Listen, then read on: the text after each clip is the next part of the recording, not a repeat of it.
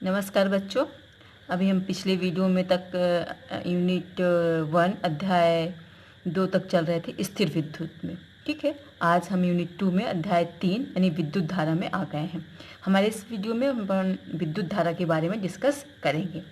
पिछले वीडियो में जहाँ हम स्थिर विद्युत पढ़ रहे थे वहाँ पर अपना आवेश स्थिर था। अब क्या होगा, विद्युत धारा क्या होता है, आवेश प्रवाह से संबंधित होता है। यानी विद्युत धारा में जो होगी उसमें आवेश प्रवाह को हम पढ़ेंगे, आवेश प्रवाहित होता है उसके बारे में हम अध्ययन करेंगे। यह बहुत कॉन्सेप्ट वाला चैप्टर है बेटा, आप हमारे वीडियो में बने रहिएगा। आपके सारे कॉन्सेप्ट हम यहाँ पर क्लियर करेंगे। सबसे पहले देखते हैं कि विद्युत धारा क्या होती है। तो किसी भी चालक के किसी भी बिंदु से प्रति सेकंड बहने वाली आवेश की मात्रा को हम विद्युत धारा कहते हैं। सुनिए फिर समझे, कोई चालक पदार्थ है, उसके किसी भी बिंदु या किसी परिच्छेद से प्रति सेकंड बहने वाली आवेश की मात्रा को हम विद्युत धारा कहते हैं। ठीक है, जैसे देख लीजिए, एक चालक पदार्थ हमारा दिख रहा है, यहाँ पर एक चालक पदार्थ है। ठीक है, चालक पदार्थ के किसी बिंदु हम ले लेते हैं, तो इस बिंदु से प्रति सेकंड बहने वाली आवेश की मात्रा को हम विद्युत धारा कहते हैं। आपको यहाँ पर समझ आ गया होगा। चलिए अब देखते हैं धारा का मात्रा क्या होता है। तो धारा बराबर होता है आवेश बटे समय। धारा बराबर क्या होता है, आवेश बटे समय। तो हम धारा को इस प्रकार भी परिभाषित कर सकते हैं कि यदि धारा को हम I से प्रदर्शित करें, आवेश को Q से प्रदर्शित करें तथा समय को T से प्रदर्शित करें, तो I बराबर होता है Q बटे T। I बराबर क्या होता है, Q बटे T। अब देखिए धारा की दिशा कैसी होती है, इसके बारे में अपन बात करते हैं। तो देखिए कि कोई चालक पदार्थ है, तो चालक पदार्थ को हम किसी बैटरी से जोड़ देते हैं। ये हमने बैटरी है, जोड़ दिया हमने बैटरी से। तो धारा जो होती है हमेशा धन से ऋण की ओर प्रवाहित होती है। धन से ऋण की ओर प्रवाहित होती है। क्यों? क्योंकि इसमें इलेक्ट्रॉन क्या होता है, देखिए धारा का प्रवाह किसके द्वारा होता है, इलेक्ट्रॉनों के द्वारा होता है। तो मान लीजिए यहाँ इस धारा है, ये कोई चालक पदार्थ है, इसमें इलेक्ट्रॉन भरे हुए हैं।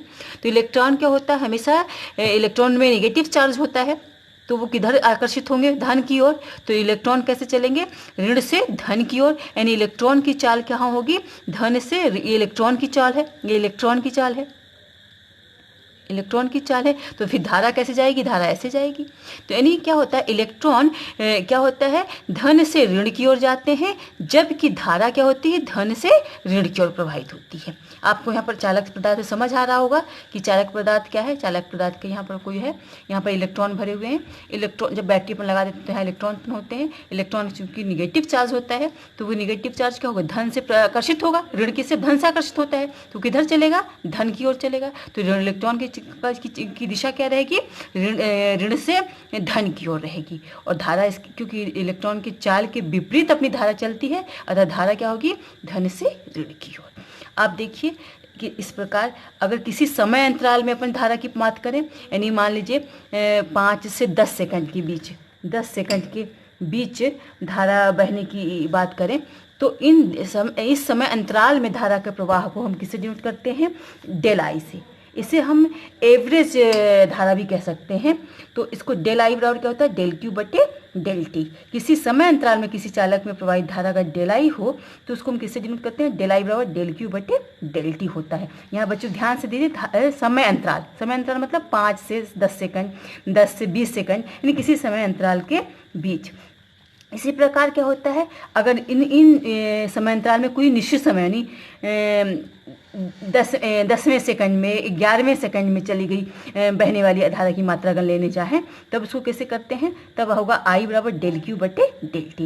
यानी ये निश्चित समय के लिए है, समय अंतराल में है, और ये क्या होता है, किसी समय अंतराल के बीच में चली गई, मतलब के लिए डेल आई होता है। तो डेल आई का प्रदर्शित करते हैं जब हम अंतराल में, किसी समय अंतराल में धारा की मात्रा को मापन करते हैं, और निश्चित समय में करते हैं तब आई बराबर डेल क्यू बटे डेल टी होता है। तो अब धारा का मात्रक देख लेते हैं। तो धारा का ऐसा ही मात्रक जो होगा बेटा, वो होता है एम्पियर।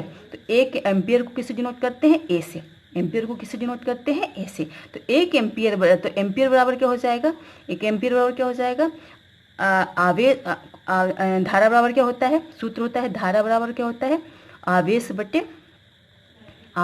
समय। तो आवेश का मात्रक क्या हो गया, SI मात्रक कूलाम, और समय का क्या होगा सेकंड। तो यानी 1 एम्पियर बटे क्या हो बराबर क्या होगा 1 कूलाम बटे 1 सेकंड।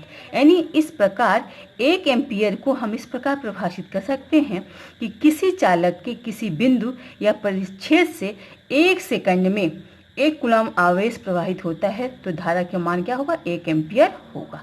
यानी किसी चालक, मान लीजिए कोई चालक पदार्थ है, ठीक है, तो इस चालक को अगर बैटरी से हम जोड़ देते हैं तो ये धन आवेश है, तो इस चालक के किसी भी बिंदु या किसी प्रतिच्छेद से प्रति सेकंड 1 कूलाम आवेश अगर प्रवाहित हो रही तो धारा की मात्रा क्या होगी 1 एम्पियर होगी। ठीक है, 1 एम्पियर को हम इस प्रकार प्रभावित कर सकते हैं, इस प्रकार परिभाषित करते हैं कि किसी चालक के किसी बिंदु या परिच्छेद से 1 सेकंड में 1 कूलाम आवेश अगर प्रवाहित होता है तो धारा की मान क्या होगा 1 एम्पियर होगा। तो इस प्रकार हमने समझ लिया कि धारा क्या होती है, आवेश प्रवाह की दर होती है। यानी किसी भी चालक पदार्थ में प्रति सेकंड किसी बिंदु से प्रवाहित आवेश की मात्रा को हम धारा कहते हैं, और धारा बराबर क्या होता है आवेश बटे समय होता है। ठीक है, अब देखिए एक चीज़ और है कि धारा क्या होती है, सदिश राशि है या अदिश राशि, इस पर भी बात अपन कर लेते हैं। तो धारा क्या है, आप बताइए कि धारा सदिश राशि है या अदिश राशि। तो आप तुरंत बोलेंगे कि सदिश राशि है क्योंकि इसमें दिशा है और परिमाण भी है, किंतु नहीं बेटा, धारा क्या होती है अदिश राशि होती है। धारा क्या है अदिश राशि है। धारा अदिश राशि है, क्यों अदिश राशि है ये पहले अपन देखते हैं। क्योंकि किसी भी राशि में सदिश होना अदिश होना 3 बातों पर निर्भर करता है। एक तो उसका परिमाण होना चाहिए और दिशा होना चाहिए, दूसरा वो सदिश योग को भी प्रदर्शित करे, तो सदिश गुण ये होते हैं। तो किंतु धारा में जो होता है वह तो परिमाण और दिशा तो होती है, किंतु सदिश जोड़ जो होता है, सदिश योग जो है, सदिश योग वह प्रदर्शित नहीं करता है। ठीक है, उदाहरण के लिए देखिए चलते हैं अपन कि कैसे। उदाहरण के लिए मान लीजिए विस्थापन अपन लेते हैं। विस्थापन एक सदिश राशि है। विस्थापन, तो विस्थापन में देखिए कोई वस्तु देखिए पहले सेकंड में यहाँ से चली 5 किलोमीटर चली पूर्व की ओर, ठीक है, पुनः वो क्या है पूर्व से पश्चिम की ओर 5 किलोमीटर पुनः चला आती है, तो उसका विस्थापन यहाँ पर आके शून्य हो जाता है। ये इस 5 पॉजिटिव हुआ और इधर लौटी तो निगेटिव हुआ, तो 5 + -5 = 0, यानी विस्थापन उसका 0 हो गया। ठीक है, कोई भी वस्तु जा रही है, अगर पूर्व की ओर वो 5 किलोमीटर चली और पुनः क्या है लौट के पश्चिम की दिशा में पुनः अपनी इनिशियल स्टेज यानी प्रारंभिक स्थिति में आ जाती है, तो उसका विस्थापन शून्य हो जाता है। किंतु धारा अगर देखिए तो धारा मान लीजिए किसी इस चालक पदार्थ में धारा देते हैं 5 एम्पियर। ठीक है, 5 एम्पियर हमने दे दिया और धारा को यहाँ पहुँचती है। इसके बाद हमने इसको 2 ब्रांचों में बांट दिया, तो इसमें जाके उसने क्या किया, यहाँ 3 एम्पियर का लगा दिया रेजिस्टेंस और यहाँ पर लगा दिया 2 एम्पियर का। ठीक है, तो क्या होगा, ये 5 एम्पियर धारा यहाँ तक आई, फिर यहाँ जाके 2 भागों में बट गई। इसको हम अलग अलग बांट दें तो यहाँ 1 एम्पियर, यहाँ 2 एम्पियर चला जा सकता है। इसलिए धारा क्या होती है, एक दूसरे के दिशा के विपरीत होकर भी एक दूसरे के मान को निरस्त नहीं करती, अतः धारा क्या है अदिश राशि है। धन्यवाद बेटा, आपको यहाँ तक समझ आया होगा। कोई डाउट हो या कोई प्रॉब्लम हो तो हमारे चैनल में कमेंट्स कर सकते हैं। हमारे चैनल को लाइक करिए, सब्सक्राइब और शेयर करिए। आप यहाँ पर अगर नोट्स बनाना चाहते हैं तो स्क्रीनशॉट ले सकते हैं हमारे इसका, और स्क्रीनशॉट लेकर नोट्स भी बना सकते हैं। देख लीजिए बच्चों, 2 मिनट के लिए। इस वीडियो में कहीं भी अगर प्रॉब्लम है तो आप मुझे पर्सनली कमेंट्स कर सकते हैं, फ़ोन कर सकते हैं। धन्यवाद।